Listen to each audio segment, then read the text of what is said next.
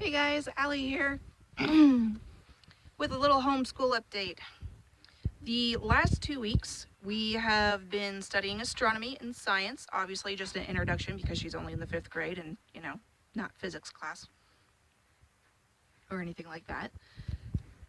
And something I found through a YouTube channel that I've already subscribed to previously for social studies, I found that they actually had an astronomy playlist, which was really cool. Not only because I didn't have to look elsewhere, but because it was done in collaboration with PBS and Phil, I can't remember your official title, but he's an actual scientist that studies the cosmos. I believe astronomer is official title, but I could be wrong. Sorry, I didn't fact check that before I got on here. I think you'll forgive me, at least I hope so. Anyway, I wanted you guys to know about the channel called Crash Course. Again, we watched it for social studies purposes. Mr. Green is the social studies teacher. The whole channel is very entertaining. Really enjoy it. And I just wanted to share that with you. I think you'd get a lot of stuff out of it. Personally, I wouldn't go for grades younger than 5. Mainly because they talk incredibly fast. Unless your kid can keep up with that and digest it, even if it's just later on, maybe not right away, if they need something a slower pace, please, hold off on it. But just FYI, it's a great channel, a lot of great information. Another social studies channel that we follow is called Mr. Beats. And not as fun, maybe, for some people. At least not really any cartoons. That's definitely for a higher maturity level. I would say more upper middle school to early high school, just because it's not as, entertaining. Anyway, I'm making a fool of myself. Hope you're enjoying it. So, speaking of curriculum, I would love y'all's advice on curriculum for next year. I know I asked earlier this previous school year, right before it started. Even though I had my mind made up already on Oak Meadow, I'm not exactly sure next year I'm going to continue with Oak Meadow, at least not for all of the subjects anyway. Math, I'm definitely skipping to Saxon math. In fact, I might be doing that as soon as a month from now. Going through Amazon in their used section to get a really good discount. The official title I'm looking at is Saxon Math 7/6. And from the reviews and the description I've read, it's geared more towards 6th grade math.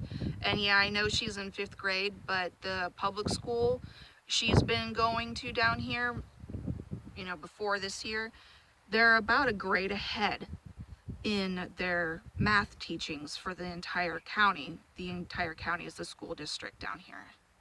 Anyway, that's going to be changed for sure. I'm going to be sticking with Saxon math, at least so long as she likes it, which all the reviews I've read, it's really easy to follow, and here's hoping. I am thinking, no matter what, that I'll be changing the science. It's really nice, don't get me wrong. It is a really nice curriculum, and it's very nice that there's activities to do, but it always seems like the activities need things that I don't have. And I don't have a ton of family, next door or anything like that. You're like, hey, can I borrow some roasting pans? Hey, do you have a microscope I could borrow? And as far as I know, from what I've researched, there's no place around here I can borrow microscopes from.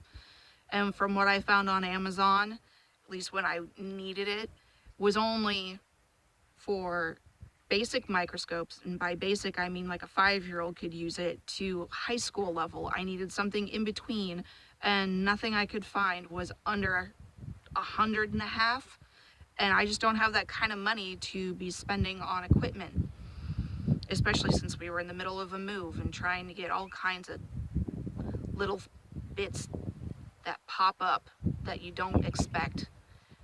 Especially if you're a first-time home buyer, there are lots of things that happen that we couldn't afford to go out and buy all these supplies. And again, it's a great curriculum. I just don't have a lot of the supplies that they ask for during their activities or experiments, and that kind of goes with social studies too. There's a lot of activities in that, which again, it's great, especially if your kid is crafty or very hands-on. My kid's not very artsy fartsy as they would say. She's more of a she has more physical talent. She loves to do cartwheels and jumping jacks and back bends and stuff like that. She's more, again, physically talented than she is artistically talented. And not that she's not a good artist, she is. It's just that she's not passionate about it. I'm not going to force my child to do something that I can't afford to do anyway. So I've supplemented in those areas. Anyway, I'm rambling. I'm sorry. I ramble very easy, as you well know. Anyway, I hope you guys are having a great day. Please, in the comments below, give me your suggestions. I would love to go looking at what you recommend rather than having to search for hours through the millions of choices that are homeschool curriculum. So, from sunny Florida, I wish you guys well. Have a good day. Bye.